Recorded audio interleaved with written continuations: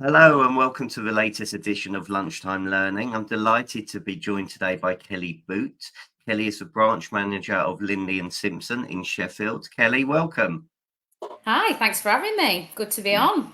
You're very welcome. So, tell us a little bit about yourself. How did you get to become a letting agent? No, not actually by trade originally. So I started off to be training as an accountant. Went to college to do all of that, but actually realised it wasn't for me. So I joined my family business with my dad on a nursery, which is plants, not kids. Okay. So just doing office bits and pieces, anything that was needed of me, really. And with the recession and everything else, sort of sold that before it got to the point where it just wouldn't work anymore. And it was actually a friend of mine that said, look, I think she'd got a lettings business, and she was like, I think you'd be amazing at lettings. She said, so why don't you come and work for me? So I ended up working for her probably for about 12 months, 18 months, and I just absolutely loved it.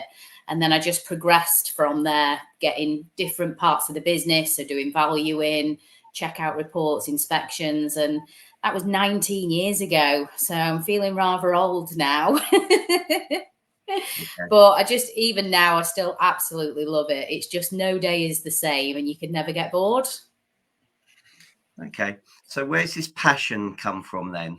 And the energy and the drive still after 19 years? Do you know what? I really don't know. I've got a couple of rentals myself now, because obviously seeing everybody else do it, and seeing that there's some real good buys out there, and the rental market at the minute is just crazy. So wanted to do a few of my own, but I think it's just the fact that no day is the same. So you come into work, and you'll go from a social worker to matching the perfect property with people. And then you'll be dealing with utility companies, which absolutely hate that part of my job because they're not very helpful. But yeah, just love the whole part of it. Okay, so let's go back to the beginning and unpack it. Lessons learned along the way. So starting from scratch to Yeah. where you are today, what have been the key lessons that you've learned? Key lessons is, I think, managing people's expectations. It's quite a tough industry with, you sort of get battered from tenants and landlords, a lot of hand holding. And I think when a tenant first moves into a property, I think they think that you live in the property, so you know everything about the property, you know how the heating system works, and where the meters are and all that type of things. And I think it's just managing their expectations from day one and saying, look, we're here to help. Anything you need, we will try to, help you out. And yeah, just being honest, because I think there's a lot of negativity around sort of letting agents sort of lying, pulling the wool over your eyes. And I've got a team of 10, and that is literally what I drill into them all the time, is just be honest. And when it comes to managing people's expectations, is if you say you're going to get back to somebody that day, do it. And I think that's probably why I do so well in the industry, because of them two rules. I mean, you're right. I think it's just not lettings agents, but estate agents in general Yeah.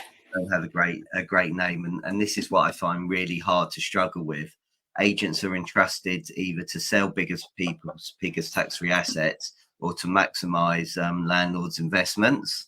Yeah. And yet we've got such a bad name as an industry. How can we change that? Again, I think it's just more drilling it down to everybody as part of their businesses.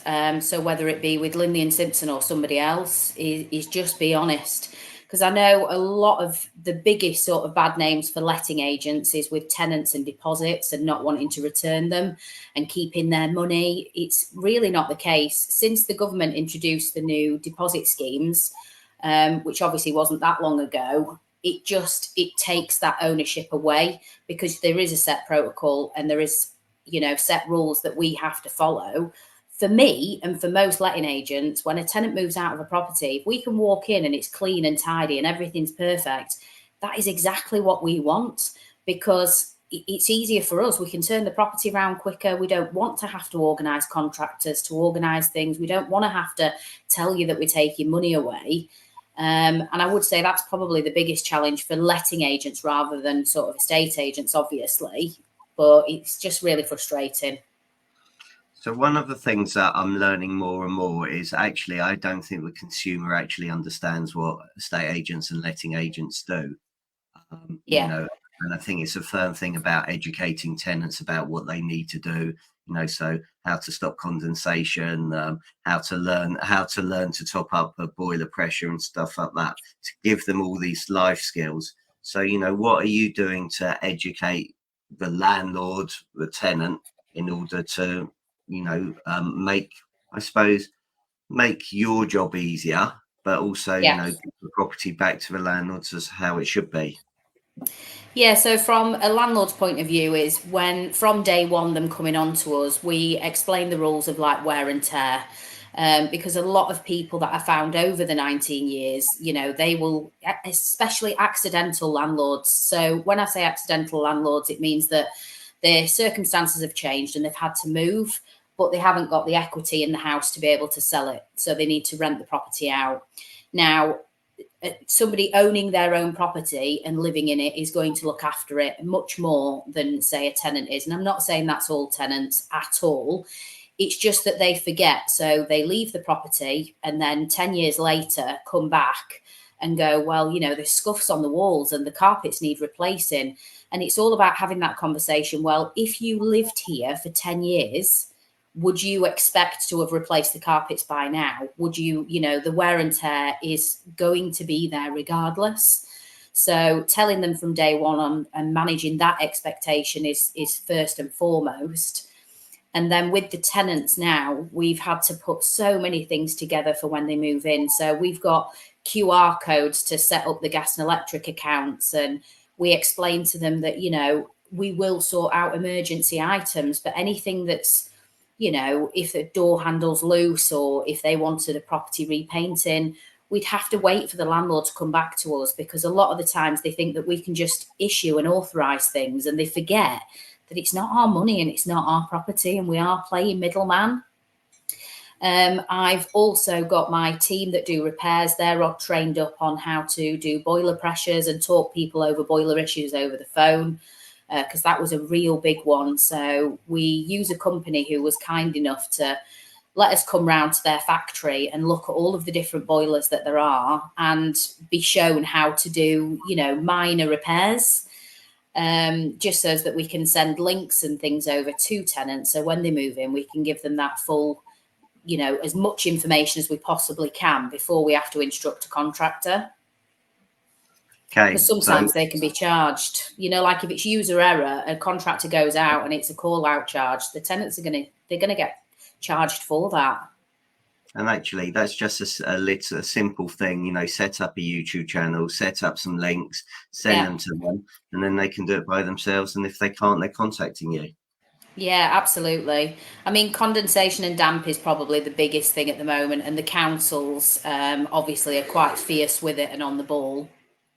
Now, we've got links and leaflets and things that we send to tenants, and I would say 9 times out of 10, when we're sending out damp experts to go and survey houses, it is down to lifestyle. People turning off their extractor fans in the bathroom because it's too noisy. When you've got your bathroom and the fan doesn't go off for sort of 10 minutes after they've left the bathroom, well, they don't like it, so they turn it off, and then they're coming to us going, why have I got these black mold spurs appearing in the bathroom? And I'm like, well, you've turned your extractor fan off for starters. Open a window. It's a real struggle, I would say. Okay, so it's a couple of questions I want to pick up on. You mentioned being a social worker. Yeah. And at times I can imagine it's quite a stressful job, having people shouting and screaming at you. How do you deal with that stress?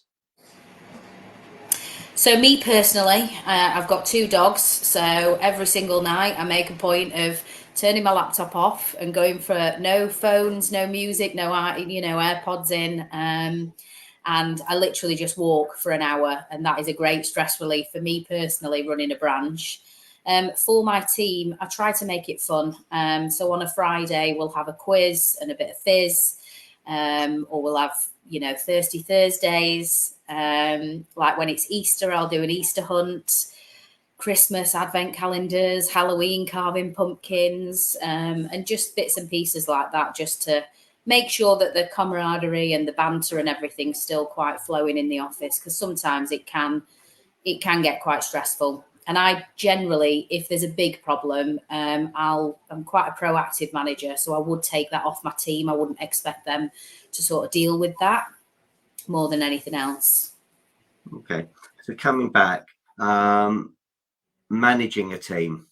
So how have you gone from, I suppose, from where you were to actually start managing it? What skills have you found that you've had to learn and adapt to become a better manager? Yeah, so changing my paradigms on, and when I say that is what I'm expecting to. We did the Franking Covey. I don't know if anybody knows of it. The manager training, which was really useful to me because I've got quite a young team, and everybody is different. So it's all about trying to work out what is the best strategy for each person. And because I've done the job for 19 years, I've been a manager for probably 11, and I've come from having 1 or 2 to manage to 5 to manage to 10 to manage. So for me personally, it's worked really well because I've not just jumped straight in and had loads of people to look after. And I think it's just important to just keep checking in with them and making sure that I'm available, I'm supportive, and I'm there for an ear whenever they need me. Okay, so training, learning and development with them. So what's the training that you give them and help them improve? We've got lots of online training and support that we do. At Linley and Simpson, they've actually got their own in-house training team. So any new part of legislation that comes out, we are, including myself, we're all straight to our head office in Leeds, and we're all shown how to use it and what the new systems are that we need to change. We've also got mandatory training that we have to do every year to make sure that we're gas compliant with gas safety certificates, electrical training to know what you're looking for when you're getting these electrical reports through. Same again with like deposits and how quickly you have to register them. And depending on what part you are in the business, so whether you're a lettings negotiator that will just go out and do viewings, and process tenancy referencing forms, or if you're a property manager that does checkouts and check-ins, and it all depends on what job role you do. But every year there's probably about 70 courses, online courses that need to be completed because of all the legislations. It's definitely, from doing the job 19 years ago to now, there is way, way more to do. Lots of more red tape. 100%. So for agents watching this, and that are struggling to convert their let-only landlords to fully managed, any tips that you can share? Yeah, I think so. I always just explain to my landlords, obviously we're in a world now where the government will always favour the tenants over the landlords. There is so much legislation, so many fines, so many prison sentences that if you don't get it right from day one, these will affect the landlords themselves individually. And as I've explained, because tenants at the moment, they're coming out of mum and dad's home and they've just not got any life skills at all. It's so needy. It's a lot of hand holding. And if a landlord has got the time to do that, then absolutely fine. That's up to you. But for the sake of a minimal fee to get yourself covered and make sure that, you're not getting any fines, you're not having to deal with these people, 24/7, it would be well worth its while to use an agent. Okay. Couldn't agree more with you. Landlords, finding landlords, with what's going on and mortgage rates and interest rates gone up, obviously. Are you finding a lot of landlords that are selling, or are you finding that there's still landlords that have an appetite? Yeah, I've probably got about 17 investors that I'm working closely with. The 17 investors. Yeah, so I'm working really closely with, like I said, about 17 investors. Still massively got an appetite. The mortgage rates work. I think because there's been a huge increase in the rents themselves. I would say from 5 years ago to now, rents are generally about £200 a month more. And it's massive to obviously people that are in the game, that are wanting to do things long term. Accidental landlords, like I said before, the ones that didn't have the property with enough equity to be able to sell, to move on, they are now looking to sell. But I would probably say, for me personally, I manage 900 properties and there's less than 5% of them that are looking to sell. Everybody's still hungry, still driven. We don't have any void periods. If a tenant is handing the notice in, we've always let it before they've moved out, with sort of, maybe just a fresh lick of paint on the walls and a good clean. So it's going really well, to be fair. Fantastic. Okay, so building your team. So you've gone, obviously, you were saying, 1 to 3 to 5 to 10. How do you go and recruit? How do you find these people? Yeah, so LinkedIn, to be honest, is quite a big one for me.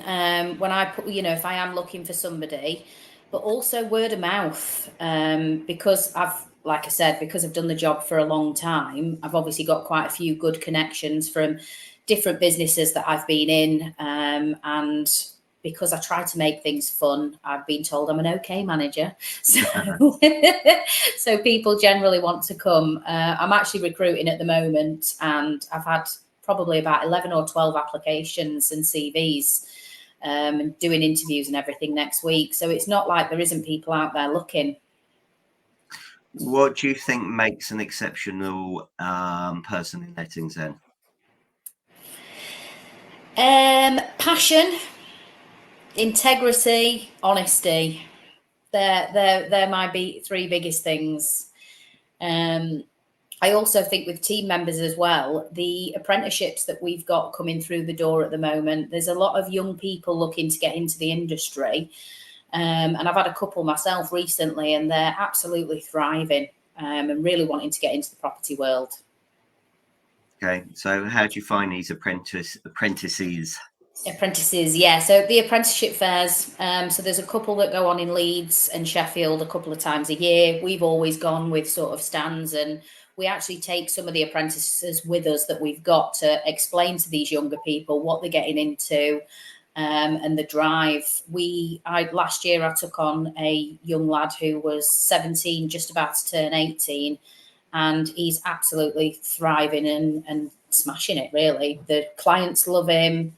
He's getting Trustpilot galore. He's probably had about 60 feedback in, a couple of months. It's crazy. Okay, well, let's just touch on reviews. Reviews are really, really important. Yeah, So they are.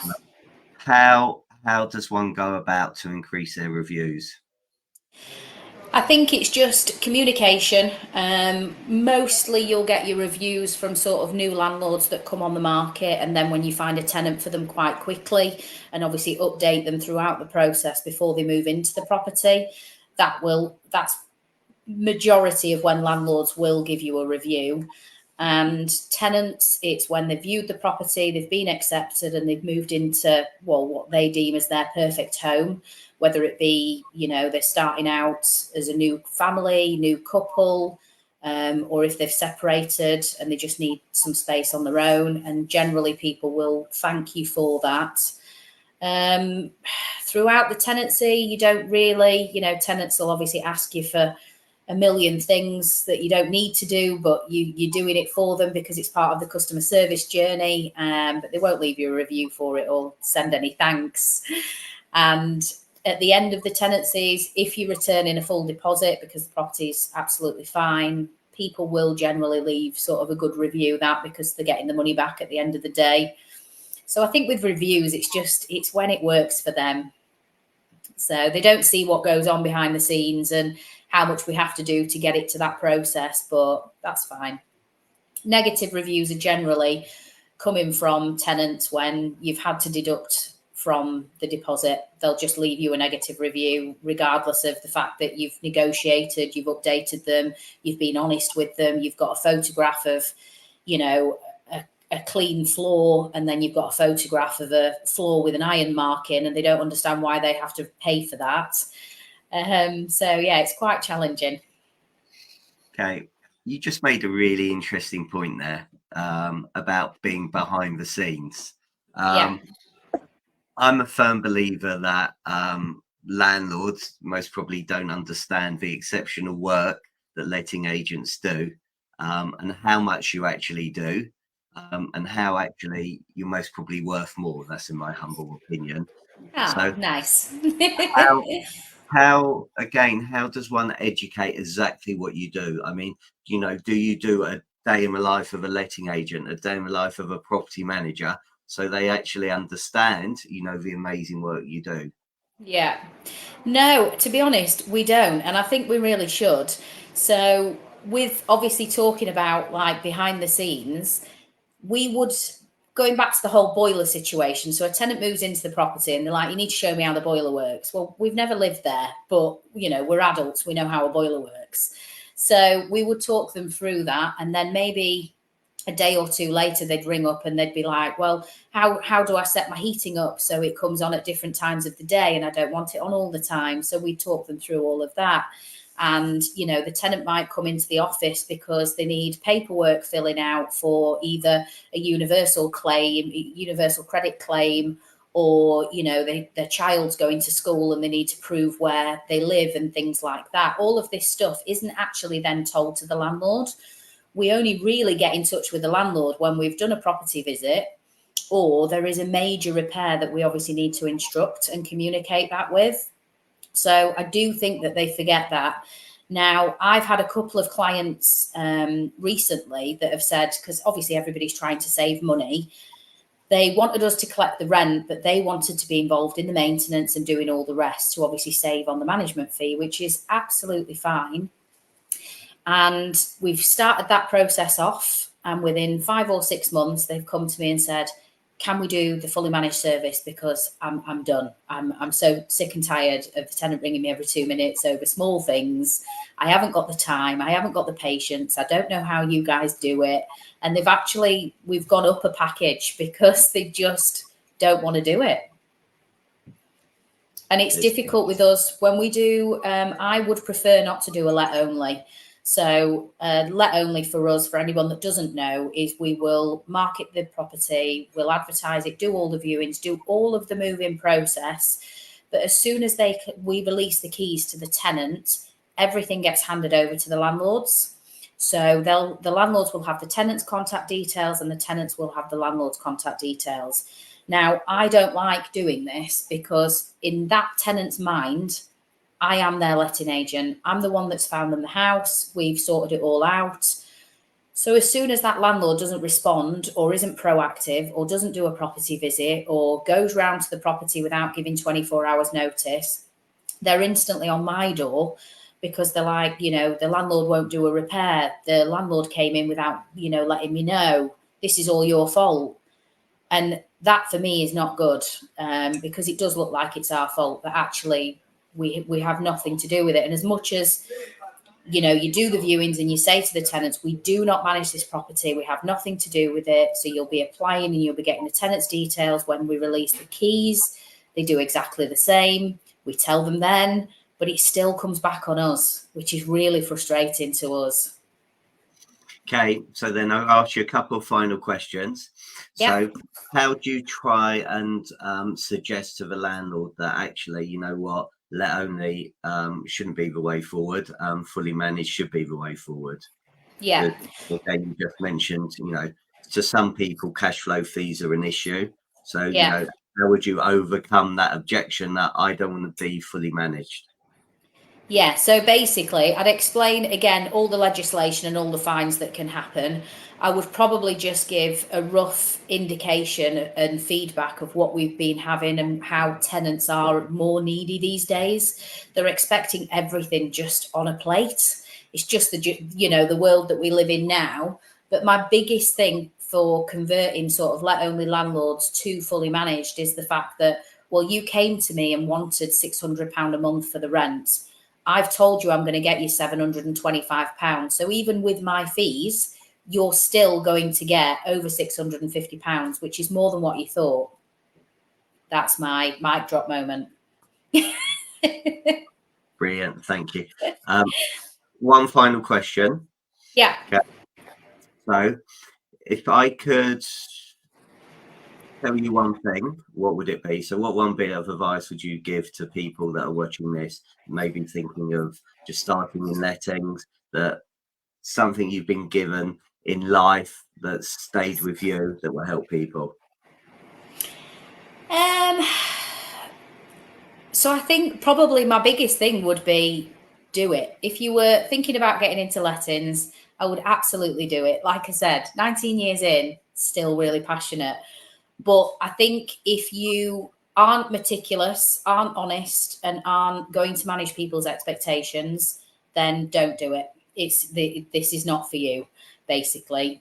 As a buy-to-let landlord, so if you were looking to invest, definitely now is the time to do it. The sales, properties for sale aren't at the maximum peak. You know, you are still getting 80 or 90,000 pound properties that will rent for 700 pound a month. So the yields and everything are really good. I would do that now rather than later. But yeah, just do it. Go lettings. Brilliant. Look, thanks very much for your time. I'm incredibly grateful. People want to No get hold problem. of you, Billy, how do they do that? Yeah, so they can reach out to me on LinkedIn, or they can give me a call or an email. So you can get me at kellyboot@linleyandsimpson.co.uk for all Fantastic. your advice on property. Brilliant. Well, look, thanks very much for your time. Thank No you, worries. everybody, for watching and listening. And I look forward to seeing you on the next one. Thank you.